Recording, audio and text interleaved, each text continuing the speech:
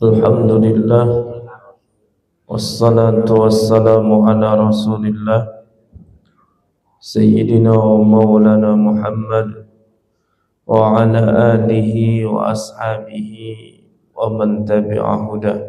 Amma ba'd.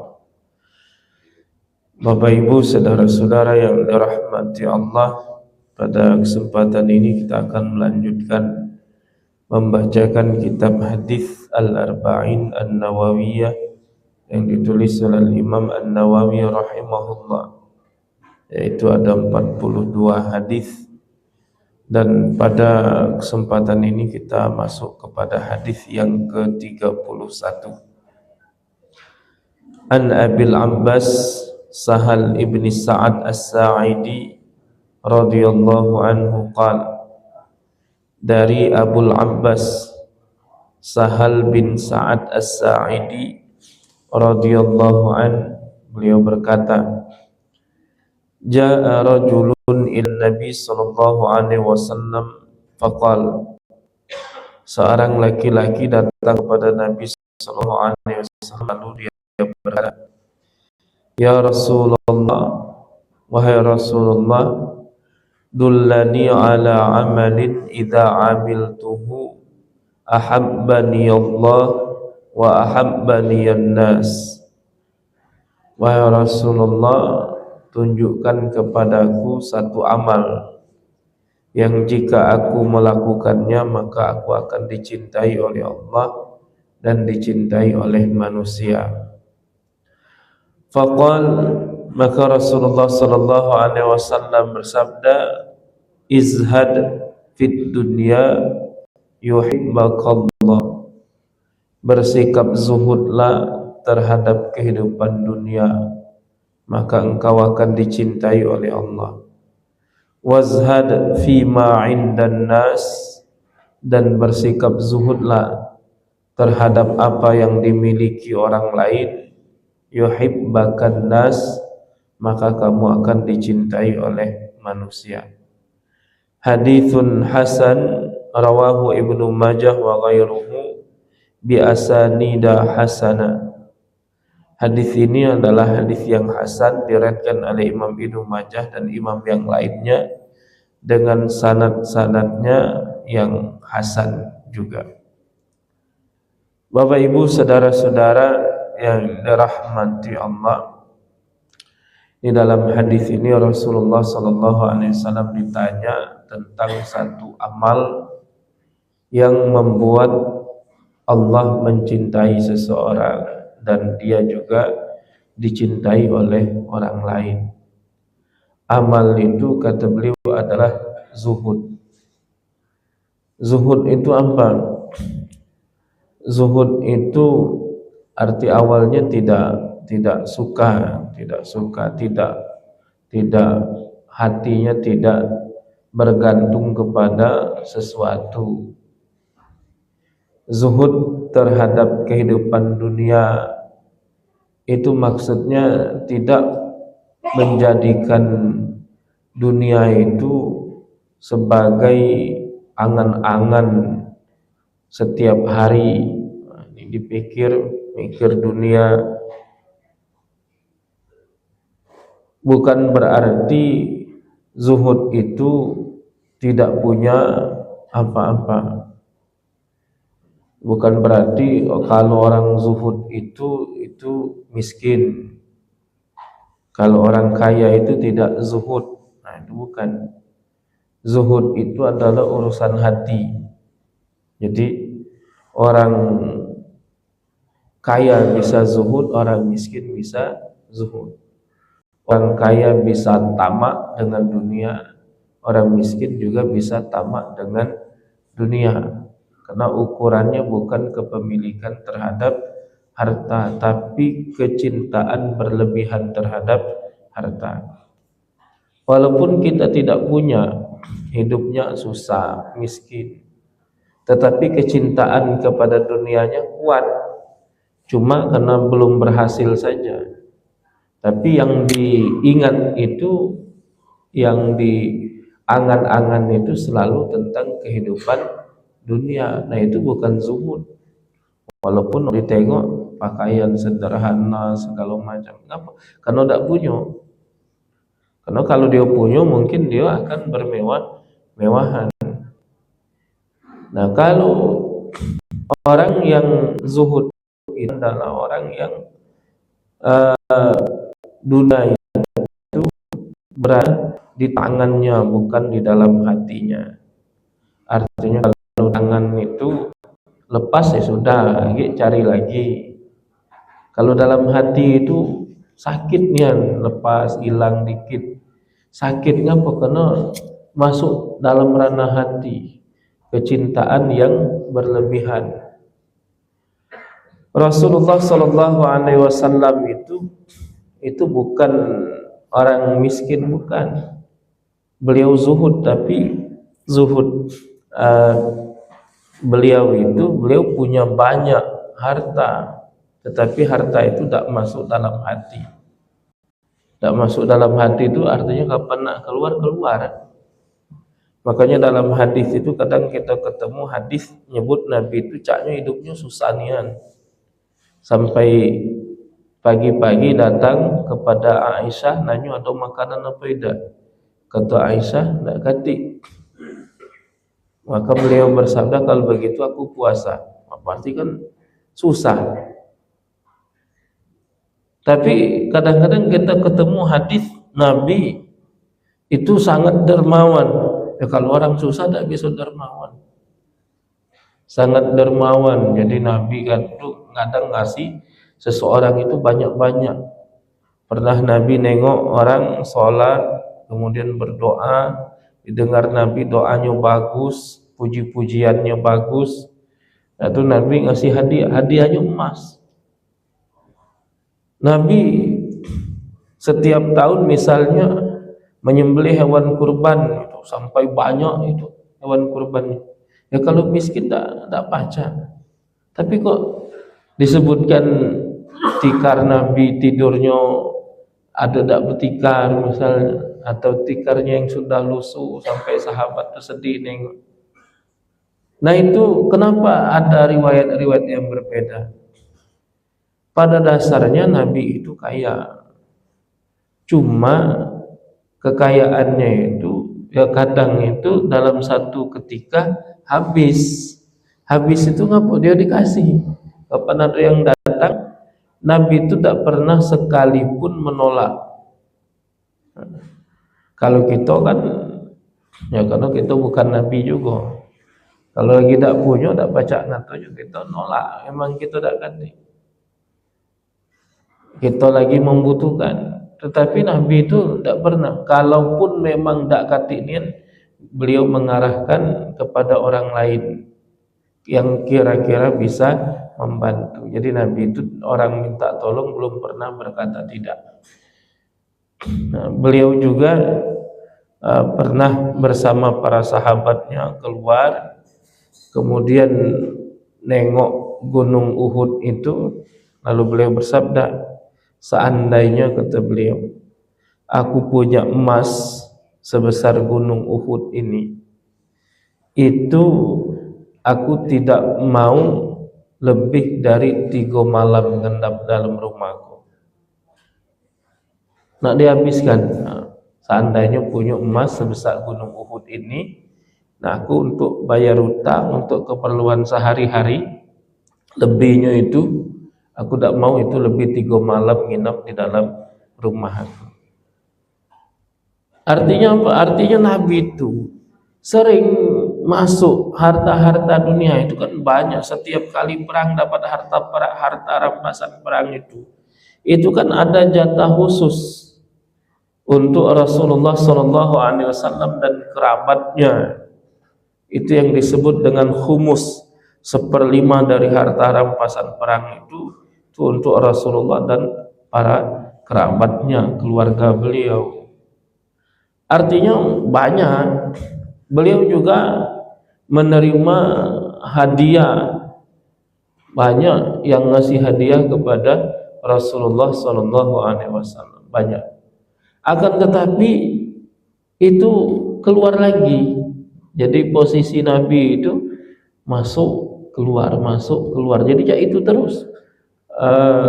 Urusan harta itu ya begitu, kapan dia datang banyak sudah itu dia keluar, habis lagi dia masuk lagi, jadi macam itulah sampai kemudian meninggal dunia. Jadi tak ada nak numpuk-numpuk, tak ada nak bermewah-mewahan. Kalau nak mewah-mewah baca, tetapi beliau tidak melakukan itu.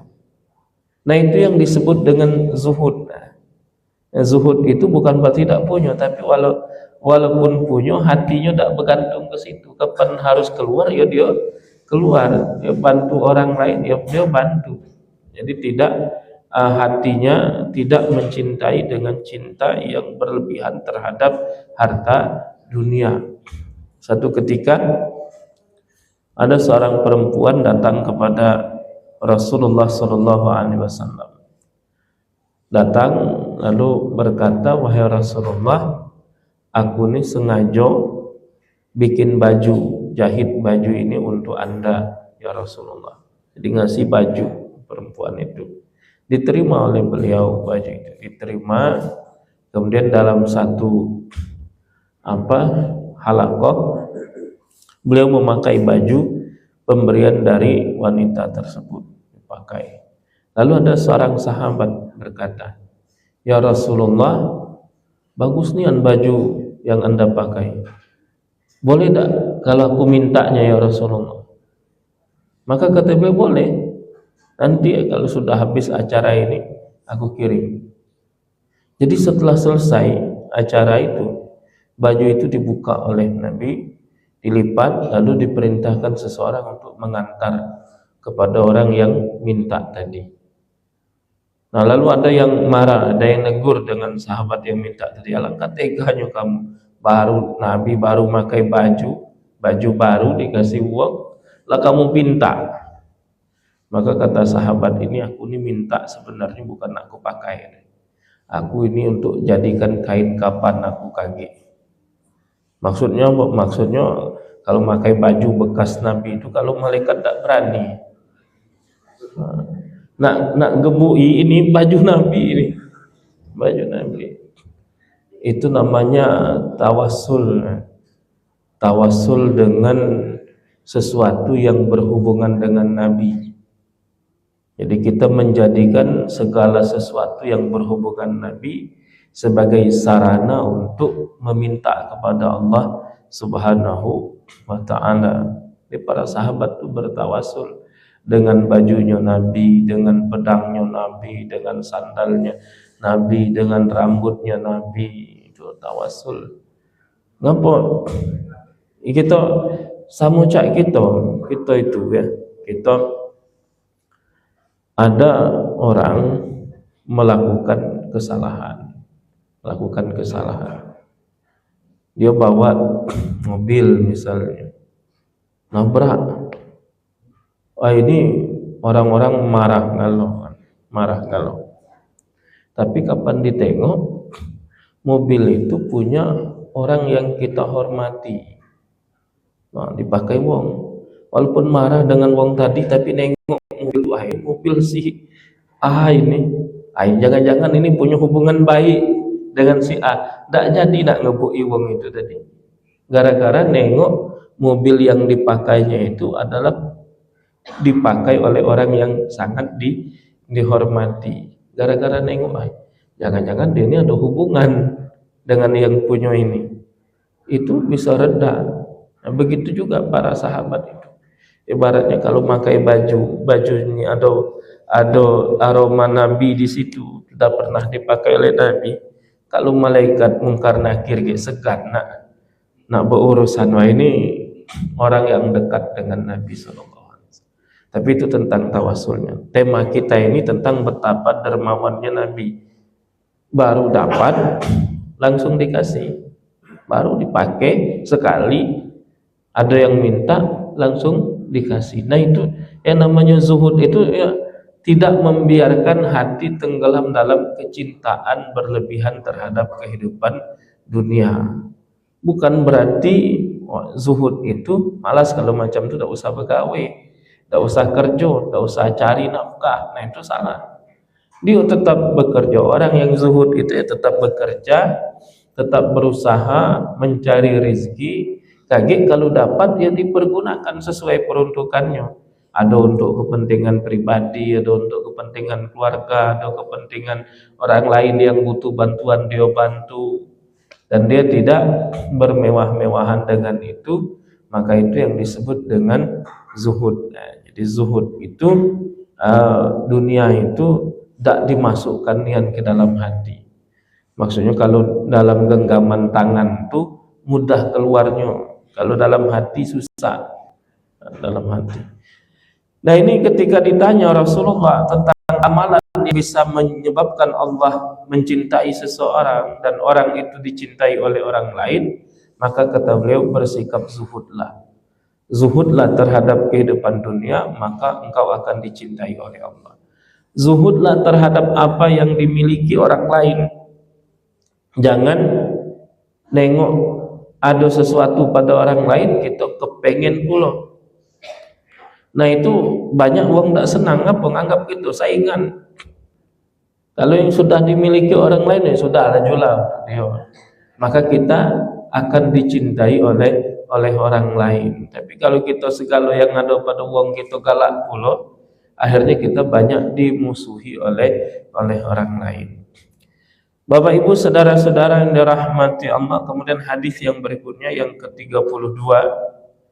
An Abi Sa'id Sa'ad ibn Sinan Al-Khudri radhiyallahu an, dari Abi Sa'ad bin Sinan Al-Khudri radhiyallahu an, anna Rasulullah sallallahu alaihi wasallam qala, bahwa Rasulullah sallallahu alaihi wasallam bersabda, la darara wa la dirar. Kata beliau, tidak boleh ada darurat, artinya tidak boleh membahayakan diri sendiri. Jadi segala yang membahayakan diri sendiri harus dihilangkan, harus dicegah. Tidak boleh gitu. Karena diri kita ini bukan kita yang punyanya. Yang punya diri kita ini adalah Allah Subhanahu wa ta'ala. Tak boleh main kita tahu-tahu ayat dem aku tak butuh dengan kuping ni, potong be kuping ni. Tak boleh, bukan punya kita. Itu ni makainya baik, fasilitas dari Allah Subhanahu wa ta'ala. Maka tidak boleh menimbulkan hal-hal yang membahayakan bagi diri sendiri. Orang nak misalnya konsumsi narkoba misalnya, biarlah diri aku dewek nak rusak aku dewek, tak boleh, haram hukumnya. Bukan punya kita diri kita ini. Kita ini diciptakan oleh Allah Subhanahu wa ta'ala dengan tugas yang sudah diberikan oleh Allah dengan aturan-aturannya. Tak boleh sekendak kita nak baca, biarlah aku nak gila urusan aku, ada baca. Tak boleh kita melakukan sesuatu yang membahayakan diri kita sendiri. Maka di dalam Islam itu diharamkan melakukan sesuatu yang membahayakan diri sendiri. Memakan sesuatu yang mengandung racun, apa hukumnya? Haram hukumnya. Tak boleh. Segala sesuatu yang membahayakan, bisa menghilangkan nyawa walaupun terhadap diri sendiri, itu hukumnya haram, kecuali karena ada uzur syar'i. Ada uzur syar'i itu memang karena menimbulkan darurah, tapi demi menghindari darurah yang lebih besar. Misalnya kan, misalnya orang motong tangan boleh tak? Ya tak boleh. Tapi kalau tangannya ada penyakit, kalau tak dipotong penyakitnya bakal nyebar ke anggota tubuh yang lain, maka boleh. Itu namanya ada uzur. Berarti tindakan amputasi itu dapat dibenarkan kalau memang ada uzur syar'inya. Ada uzur syar'inya, diantaranya menghindari darurah yang lebih besar. Ya, dibanding sakitnya menyebar ke seluruh tubuh, masih mending kehilangan tangan misalnya. Nah, itu ada apa-apa. Tapi kalau tak kati sebab aku ni bosan punya tangan ni, potong belah, tak boleh, haram hukumnya. Tidak boleh, haram. Ini la darar. Ini kaidah dalam agama itu, segala sesuatu yang membahayakan jiwa, membahayakan diri kita sendiri, itu kalau kita sengaja melakukan itu, hukumnya adalah haram. Sengaja kecelakaan, sengaja terjun ke jurang misalnya, sengaja bunuh diri, itu hukumnya haram. Bahkan itu termasuk dosa besar. Inilah darar, tidak boleh ada bahaya, kata Nabi. Maksudnya tidak boleh menimbulkan bahaya bagi diri sendiri. Maka segala sesuatu yang berbahaya itu harus dicegah, harus dihalangi, jangan sampai muncul bahaya.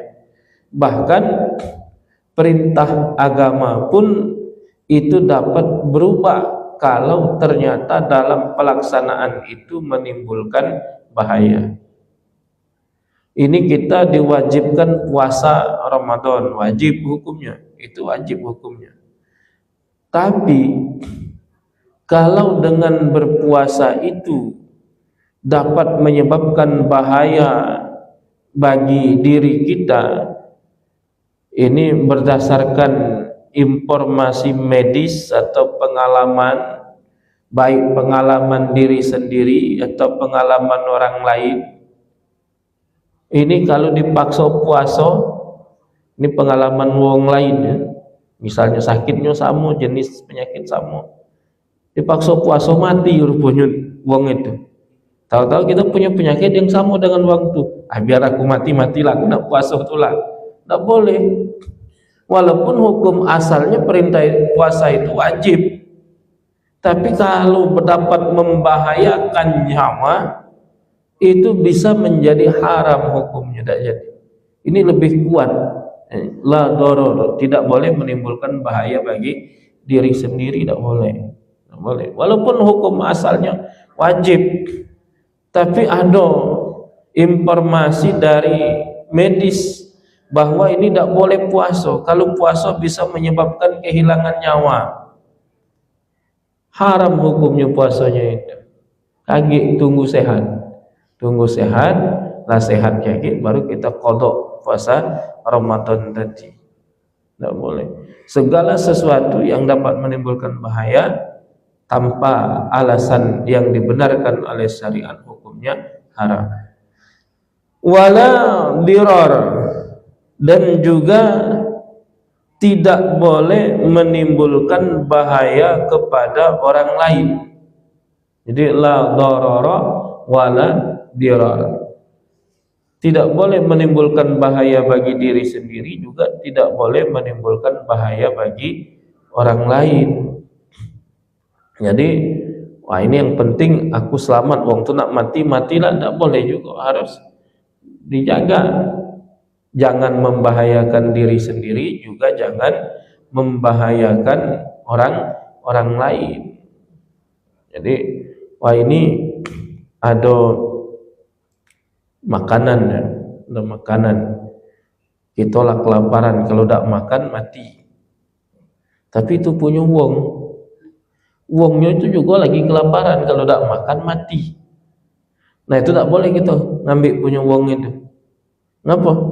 Ya karena menimbulkan bahaya bagi orang lain. Walaupun tadi tidak boleh membahayakan diri sendiri, tapi juga tak boleh menimbulkan bahaya bagi orang lain. Sama-sama butuh, dan itu punya wong, berarti dia yang berhak untuk itu. Tapi kalau wong yang punyanya itu tak makan, itu tak mati, kita kalau tak makan, potensinya kalau mati dengan tidaknya kan Allah yang ini menentukannya. Tapi berdasarkan pengalaman, misalnya kalau tak makan itu mati, paksa kita ngambil punya wong, yang wongnya itu kalau diambil tidak mati tak wongnya. Nah itu boleh demi menyelamatkan nyawa, boleh ambil punya wong, tak izin. Kalau bakal kira-kira misalnya lah 3 hari tak makan apa-apa nian, nah itu karena darurat, berarti karena darurat. Tapi kalau menimbulkan darurah bagi orang lain sama dengan kadar yang sama, tidak boleh. Tidak boleh. Kalau tidak, uang itu yang mati misalnya. Nah ini yang disebut dalam hadis ini, la darara wa la dirar. Tidak boleh menimbulkan bahaya bagi diri sendiri, juga tidak boleh menimbulkan bahaya bagi orang lain. Maksudnya kita mikirkan keselamatan kita, tapi tidak boleh gara-gara itu kita mengabaikan keselamatan orang lain. Jadi sama-sama menjaga. Ini hadis ini diriwayatkan oleh Imam Ibnu Majah dan juga Imam Ad-Daruqutni dengan status hadis ini adalah hadis yang hasan. Bapak Ibu saudara-saudara yang dirahmati Allah, ini saja dulu yang dapat kami sampaikan pada kesempatan ini. InsyaAllah akan kita lanjutkan pada pertemuan berikutnya. Mudah-mudahan bermanfaat bagi kita semua. Amin ya rabbal alamin.